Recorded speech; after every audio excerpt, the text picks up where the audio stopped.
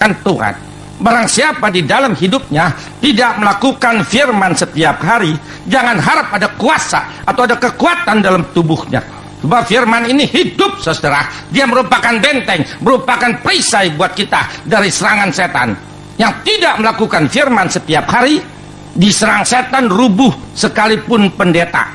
Nanti saya buktikan satu persatu.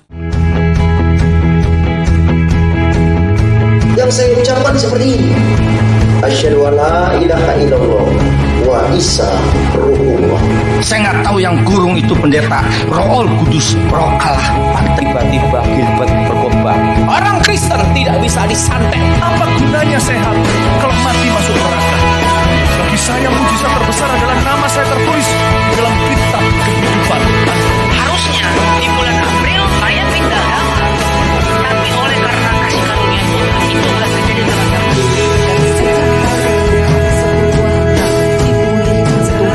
Sekarang setiap malam kami keluar dari Mungkin kuk perhambaan belagang nggak ngerti. Kuk perhambaan tuh Tuhan bilang jangan jadi budak setan lagi. Masa nggak ngerti budak setan? Nah ini kenapa banyak orang Kristen masih jadi budak setan, masih percaya yang lama? Mari kita lihat masih percaya yang lama. Percuma dong kita dibebaskan oleh Tuhan. Kolose 1 ayat 13-14. Kolose 1 ayat 13-14. Demikian firman Tuhan, Ia telah melepaskan kita dari kuasa kegelapan dan memindahkan kita ke dalam kerajaan anaknya yang kekasih. Di dalam Dia kita memiliki penebusan kita, yaitu pengampunan dosa. Amin. Tuhan telah melepaskan kita. Kalau ada perkataan melepaskan, ada yang diikat. Kita diikat oleh setan dari nenek moyang kita, nggak berdaya. Setelah Tuhan melepaskan, kita dipindahkan status kita. Dulu kita anak setan, anak gembel. Sekarang menjadi anak Allah, anak raja. Hanya kita yang diangkat anak. Hanya Kristen yang diangkat anak oleh Allah. Di luar Kristen nggak diangkat anak. Mana boleh tuh yang di luar sana sembahyangnya Abah Allah, Abah Allah. Mana boleh orang Tionghoa sembahyangnya Papatian. Tian bukan papahnya, tapi kita boleh manggil Bapak karena kita diangkat anak. Hebatnya kasih Yesus. Dan dosa kita ditebus dengan cucuran darahnya. Dosa nggak bisa ditebus dengan cohosim. Dosa nggak bisa ditebus dengan berbuat baik. Dosa nggak bisa ditebus dengan harta dan sebagainya. Dosa hanya bisa ditebus dengan darah Yesus. Kenapa Tuhan begitu baik? Tuhan sudah mati buat kita. Kita masih mengkhianati Dia, masih percaya adat istiadat kita yang lama. Kolose 2 ayat 20-20. Kolose 2 ayat 20. Apabila kamu telah mati bersama-sama dengan Kristus dan bebas dari roh-roh dunia, mengapakah kamu menaklukkan dirimu pada rupa-rupa peraturan, seolah-olah kamu masih hidup di dunia? Jangan jamah ini, jangan kecap itu, jangan sentuh itu. Semuanya itu banyak mengenai barang yang binasa oleh pemakai dan hanya menurut perintah-perintah dan ajaran-ajaran manusia. Terus peraturan-peraturan ini walaupun nampaknya penuh hikmat, dengan ibadah buatan sendiri, seperti merendahkan diri, menyiksa diri, tidak ada gunanya selain untuk memuaskan hidup duniawi. Ambil, kenapa kita masih percaya adat istiadat kita yang lalu? Adat istiadat tidak bisa menyelamatkan, hanya kasih Yesus yang bisa menyelamatkan. Berapa banyak orang Kristen kalau pindah rumah pakai selamatan? Kita udah punya juru selamat kok pakai selamatan? Tolol bener. Sedangkan selamatan itu nggak ada gunanya. Hanya Yesus juru selamat. Di luar Yesus bukan juru selamat. Yesaya 43 ayat 11. Siapa itu Yesus? Tukang oncom apa tukang tempe dia? Mesti ada ayatnya. Yesaya 43 ayat 11. Yesaya 43 ayat yang ke-11. Demikian firman Tuhan, Akulah Tuhan dan tidak ada juru selamat selain daripadaku. Amin. Hanya Yesus juru selamat. Juru selamat artinya bisa menyelamatkan. Kalau kita udah punya juru selamat, pindah rumah jangan pakai selamatan. Buka toko, buka pabrik pakai selamatan, nggak usah lagi. Kita udah punya juru selamat. Dan berapa banyak orang Kristen kalau lagi hamil, keluar malam, bawa pisau kecil, ketusuk meletus. Apa tuh pisau lebih berkuasa dari Roh Kudus? Berapa banyak orang Kristen takut tinggal di tusukan sate? Jangan kan tusukan sate kecil, tusukan kebo juga nggak apa-apa. Memang ciong ada. Makanya orang takut ciong, terutama orang Tionghoa takut ciong. Ciong itu apes. Ada. Lihat mereka orang dunia takut ciong, pada pasang patwa depan pintu. Tulisan tuh, kantong merah, kantong kuning, paku emas dan sebagainya. Memang itu benda-benda ada kekuatannya, benar. Ada kekuatannya, ada kuasanya, benar. Tetapi terbatas kuasanya. Kenapa terbatas? Karena yang ngasih setan. Setan kuasanya terbatas. Misalnya kekuatan patwa itu 10 kilo. Datang ciong 5 kilo. Datang setan 5 kilo. Datang santet 5 kilo. Enggak mempan karena ini 10 kilo. Tapi kalau datang ciong 20 kilo, santet 20 kilo, setan 20 kilo, jebol. Karena yang menyerang lebih besar. Percaya nggak di dalam Alkitab ada ayat anti ciong? Hebat nggak tuh Tuhan?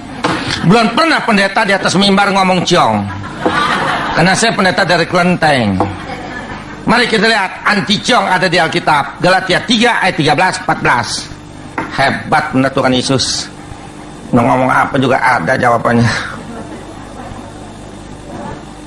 Galatia 3 ayat 13-14. Galatia 3 ayat 13-14. Kristus telah menebus kita dari kutuk hukum Taurat dengan jalan menjadi kutuk karena kita. Sebab ada tertulis, terkutuklah orang yang digantung pada kayu salib.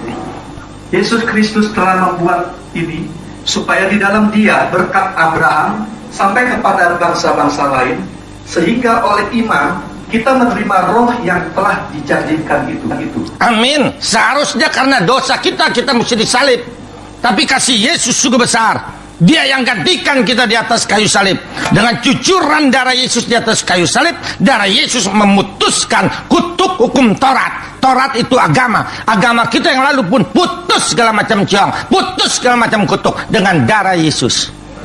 Makanya jangan takut lagi oleh adat istiadat. Berapa banyak orang Kristen kalau melawat ke kuburan temannya meninggal, pulangnya cuci muka air kembang di baskom. Ya elah.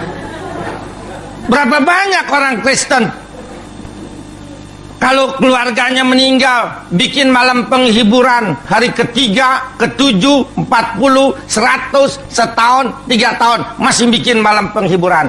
Bukan malam penghiburan nggak boleh, boleh. Tapi harinya jangan seperti orang dunia. Berapa banyak orang Kristen pasca, cengbeng, Natal, Sinja pada ke kuburan. Bukan nggak boleh ke kuburan, tapi waktunya jangan seperti orang dunia. Mari kita lihat dulu ayatnya. Ngomong apa juga ada ayatnya. Galatia 4 ayat 8, 9, 10. Galatia 4 ayat 8, 9, dan 10. Demikian firman Tuhan. Dahulu ketika kamu tidak mengenal Allah, kamu memperhambakan diri kepada Allah-Allah yang pada hakikatnya bukan Allah. Tetapi sekarang sesudah kamu mengenal Allah, atau lebih baik, sesudah kamu dikenal Allah, bagaimanakah kamu berbalik lagi kepada roh-roh dunia yang lemah dan miskin, dan mau mulai memperhambakan diri lagi kepadanya. Ayat 10. Kamu dengan teliti memelihara hari-hari tertentu, bulan-bulan, masa-masa yang tetap. Kuburan hari apa aja, besok aja kalau berani nginep juga boleh. Tapi harinya jangan seperti orang dunia. Dan jangan meramal lagi. Berapa banyak orang Kristen masing kuamnya. Suaminya sering pulang terlambat, hanya nanya tukang kuamnya, suhu, nanya suhu. Suami saya lagi rapat, apalagi rapat. Ya elah. Kalau orang Kristen kalau dibilang jangan meramal, marah. Masa meramal gak boleh, cuma nanya orang, gak rugiin orang, gak nyusahin orang. Mari saya kasih ayatnya. Ada lagi ayatnya, Imamat 20 ayat 6. Catetin saudara, buat lawan orang dunia. Dan kalau orang dunia tanya, gelagapan, kagak tahu ayat di mana. Sancai tahu. Imamat 20 ayat 6. Imamat ada di depan, nggak pernah pindah ke belakang. Imamat 20 ayat 6. Demikian bunyi firman Tuhan. Orang yang berpaling kepada arwah atau kepada roh-roh peramal, yakni yang berzina dengan bertanya kepada mereka, aku sendiri akan menentang orang itu dan melenyapkan dia dari tengah-tengah bangsanya. Amin. Tuhan bilang, aku sendiri yang akan menentang dan melenyapkan bila orang Kristen meramal. Apa itu menentang dan melenyapkan? Menentang artinya waktu kita sakit, kita berbeban berat, kita berdoa minta tolong sama Tuhan. Tuhan bilang, masa bodoh karena kamu masih meramal. Itu artinya ditentang, tidak ditolong dalam dunia. Dilenyapkan artinya setelah kita mati, jiwa roh kita di akhirat dimasukin ke neraka. Itu dilenyapkan. Dunia akhirat bila kita meramal dihukum Tuhan. Jangan meramal. Kita punya Bapak, kenapa kita nggak mau datang sama Tuhan? Kenapa mesti datang sama setan? Itu dukun, peramal semua dari setan. Datang sama Tuhan. Nahum 1 ayat 7. Nahum, cari sendiri Nahum ada di mana. Nahum 1 ayat 7. Nahum 1 ayat 7 demikian firman Tuhan. Ntar dulu yang lain belum dapat. Masih bunyi prepet belum dapat tuh. Jangan tahu Nahum ada di mana. No, di atas genteng no, lagi betulin genteng bocor no.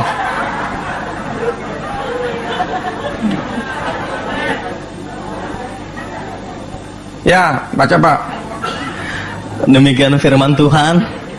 Tuhan itu baik. Ia adalah tempat pengungsian pada waktu kesusahan. Ia mengenal orang-orang yang berlindung kepadanya. Amin. Tuhan itu baik. Setan jahat, jangan mau datang sama yang jahat. Bodoh, datang sama yang baik. Di kaki Tuhan, tempat waktu kita susah, kita sakit, kita dirongrong suami, dirongrong ekonomi, dirongrong apapun, di kaki Tuhan. Bukan di kaki tukang kuamnya, bukan di kaki dukun. Sebab apa di kaki Tuhan? Karena Tuhan mengenal orang yang berlindung kepadanya. Mengenal artinya dia tahu kesusahan kita, dia tahu persoalan kita, dia tahu permohonan kita. Karena Tuhan maha tahu. Jangan ke setan. Ini saudara, ini hanya garis besarnya aja. Entah saudara boleh tanya adat istiadat segala macam, masih boleh apa enggak segala macam dah. Ini hanya garis besarnya aja. Saya tantang saudara supaya saudara bertanya sebanyak-banyaknya. Nah sekarang tanya dah. Ya. Kalau makan buah atau makanan yang habis sembayangan itu boleh? Oke. Ditanya boleh nggak makan barang bekas sembayang? Ada 2 ayat di dalam Alkitab. Jika engkau doyan makanan itu dan pada waktu engkau memakannya tidak menjadi batu sandungan untuk orang memakan makanan itu menjadi batu sandungan untuk orang lain, jangan makan, berdosa. Yang gampang begini aja diingatnya. Setan itu gembel, pengemis setan. Kita anak Allah, anak raja. Saudara pulang jalan-jalan, lihat seorang pengemis lagi makan nasi campur di pinggir toko. Nasi campurnya nggak habis, mau nggak habisin? Kenapa nggak mau? Kenapa nggak mau? Geli. Bekas setan juga geli. Jangan diembat terus. Rakus sebenarnya. Di bekas setan aja mau diembat terus. Emang gak ada makanan lain? Rakus orang Cina dah.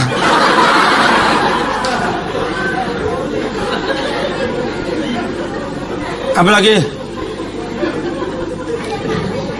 Ya boleh. Saya mau tanya Pak, kalau ikut Imlek boleh? Oke.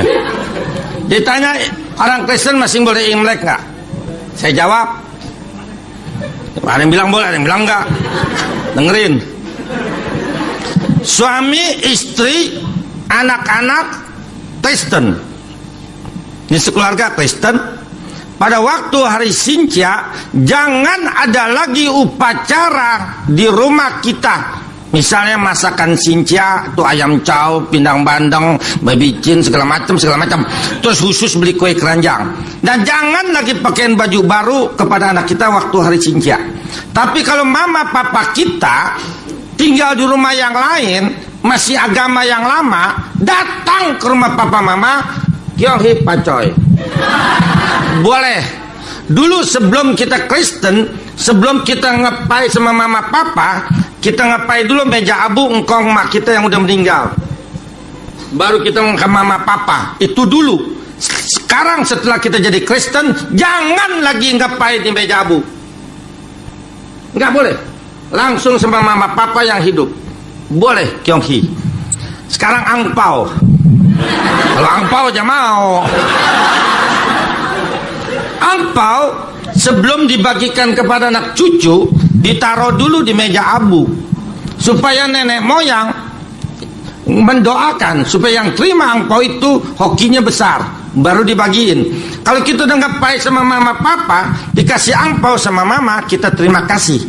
Mama jalan aja angpau itu kita tengking. Di dalam nama Tuhan Yesus, kuasa setan keluar dari angpau ini. Duitnya beliin bakso. Nggak mau buat saya. Ya jelas. Apalagi kita punya Imlek tanggal 1 Januari. Sebab kita udah anak Tuhan. Tahun baru kita tanggal 1 Januari. Tapi kalau orang lain dia nggak tahu kita Kristen apa bukan, kasih Kyonghi sama kita, ya terima. Ada pendeta bilang kasih Kyonghi sama orang Tionghoa nggak boleh waktu Xinjia katanya. Sekarang saya tanya itu pendeta, kenapa Kyonghi sama orang Cina nggak boleh? Kenapa Minal Aidin boleh? Mentang-mentang yang satu galak aja lo takut lo. Nah, satu boleh, dua-duanya boleh. Satu nggak boleh, dua-duanya nggak boleh. Maksudnya satu boleh, satu nggak boleh. Bego emang pendeta dah. Apa lagi? Saya ingin nanya yang tentang roh Samuel itu yang bertemu dengan Saul. Oh besok, jangan sekarang. Itu bagian orang mati nanti. Ya, minggu depan. Belum naik kelas udah mau nanya.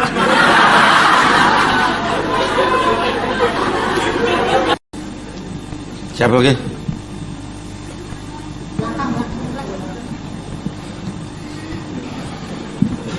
Pak, saya mau nanya. Teman saya kan dia Kristen, cuma orang tuanya masih Buddha. Terus jadi orang tuanya suka suruh dia ikut doa-doa baca-baca gitu, Pak. Dia sih ikutan baca. Baca-baca ngapain? Lagi ngapain? Baca-baca yang kayak biksu-biksu kayak cikung-cikung gitu. Tapi dia nggak ngerti, cuma ikutin aja. Tapi dalam hati nggak percaya gitu. Boleh nggak, Pak? Oke. Kalau kita masih tinggal di rumah orang tua, masih belum keluar dari pintu rumah orang tua maksa kita, ya. Kita bilangin dulu kita Kristen, tapi kalau dia suruh juga ikut aja duduk. Ikut duduk tuh parita, hati kita berdoa tapi jangan bersuara, domelin. Dalam hati aja, Tuhan Yesus tolong selamatkan mereka ini semua. Kasihan dengan mereka nggak tahu apa yang mereka perbuat. Itu doain. Duduk kayak situ. Suara ikutin bokap nyokapnya ngomong gitu. Makanya kalau waktunya misalnya besok disuruh baca parita tuh ngumpul. Nah, malam ini kita minta bantuan Roh Kudus. Bapak Roh Kudus, besok saya disuruh ngikut baca parita. Saya nggak mau. Tolong Bapak Roh Kudus jawab besok. Pakailah suara saya. Tuh, besok waktu mama suruh Ing kesana Ing, ikut Ing katanya. Kita jawab, Ma, sekarang saya udah Kristen. Suara kita, tapi kuasa Roh Kudus. Si mama nggak bakalan ngomelin. Minta bantuan dong sama Roh Kudus. Punya pembela, diam aja, blow on juga. Buat apa punya Roh Kudus? Aduh.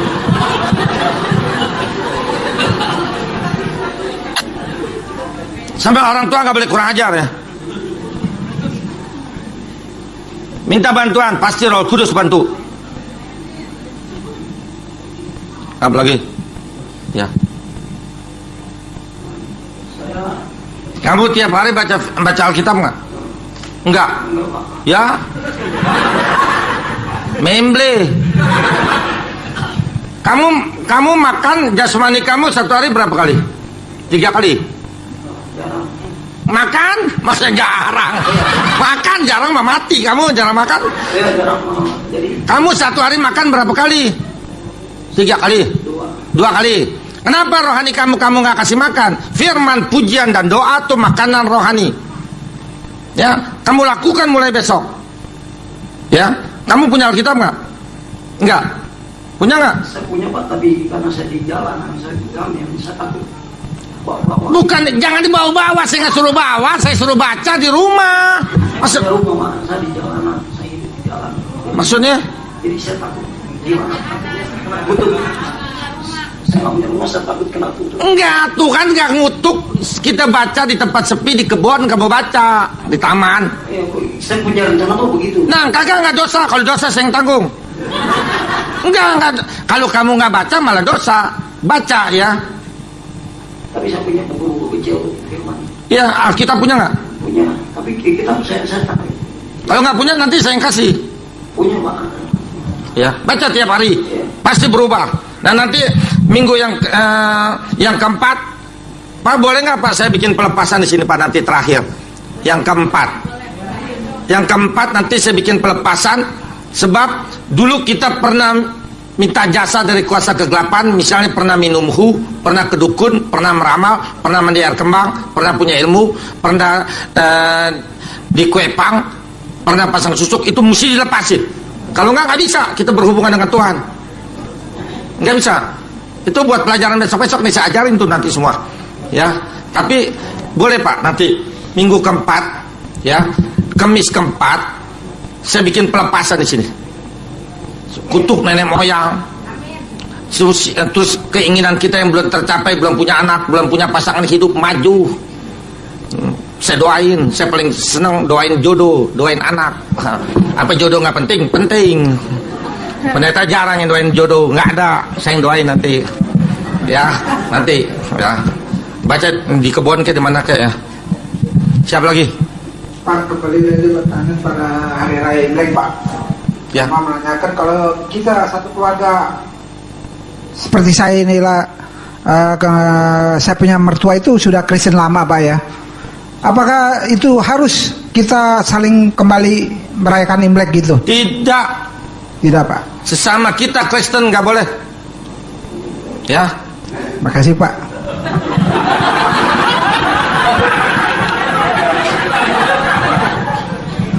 Tolong ini depan mana? Ayo situ dulu ya. Ayo cepetan. Berdiri tolong. Jadi saya tahu. Dulu hukum orang Israelnya itu nggak boleh makan darah. Kalau sekarang bagaimana? Oke, tanyaannya begini, orang Kristen boleh makan darah nggak? Jangan sebut-sebut Israel, panjang-panjang amat. Ya udah. Darah tidak boleh dimakan karena darah itu nyawa. Sekarang saya mau tanya, untuk apa makan darah? Ya, nggak boleh. Sebab darah itu nyawa. Buat apa makan darah? Enak. Hati lebih enak. Buat tambah darah, makan sangobion.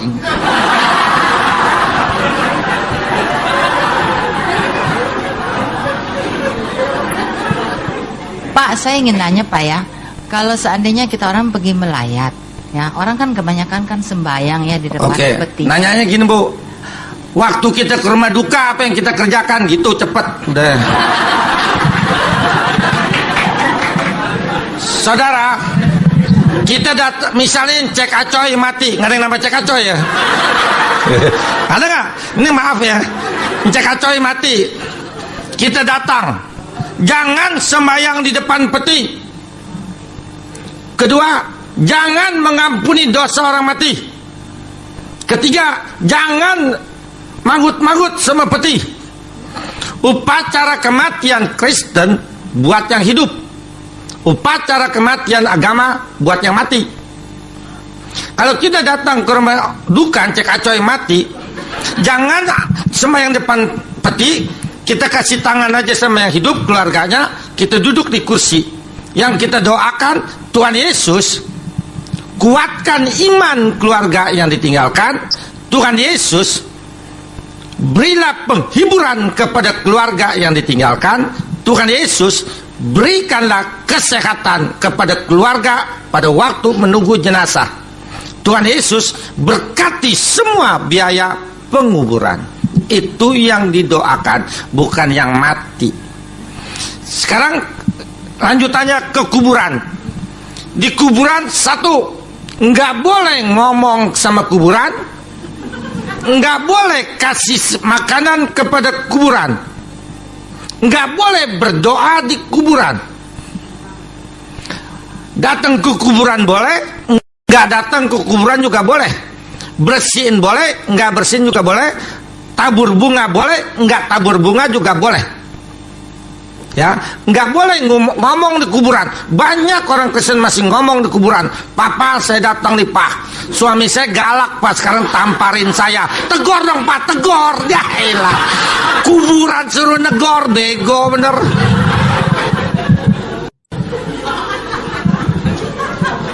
Ya nggak boleh. Terus apa lagi? Ya.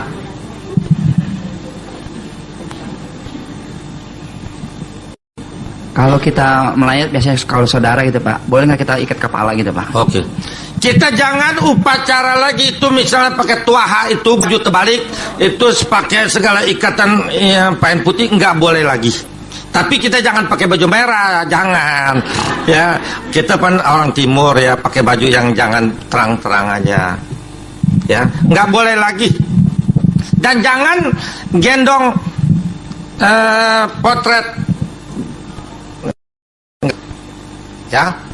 Terus itu potret yang ada di depan peti jangan taruh di rumah, sebab udah dipai masuk setan. Minggu depan saya ajarin ya, nggak boleh itu peti ya, itu potret. Kalau saudara udah taruh di rumah, nanti bakar, tengking dulu ya, cabut dulu kursa setannya baru bakar. Kalau saudara nggak berani, nanti Kemis keempat bawa kemari. Kemis keempat bawa jimat-jimat saudara segala macam, bawa kemari, saya hancurin. Apa lagi?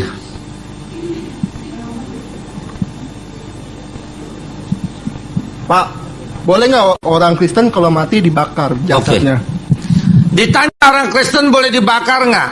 Saya jawab bukan berdasarkan peraturan gereja.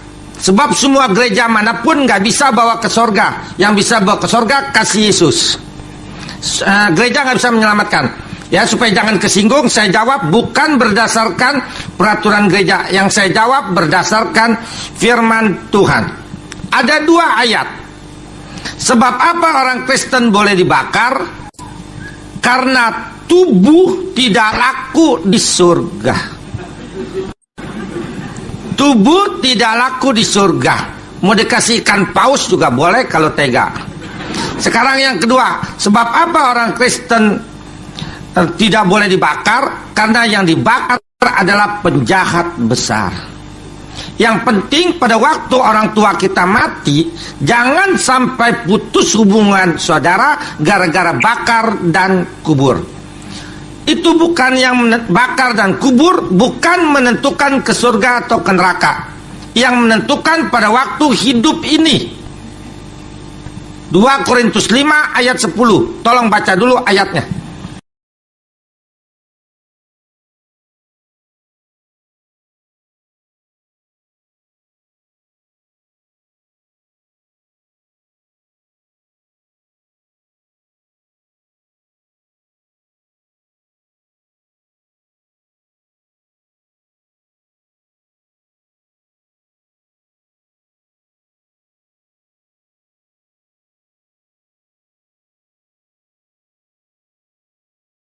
Harusnya di bulan April saya pindah agama ke agama seberang, tapi oleh karena kasih karunia Tuhan itu nggak terjadi.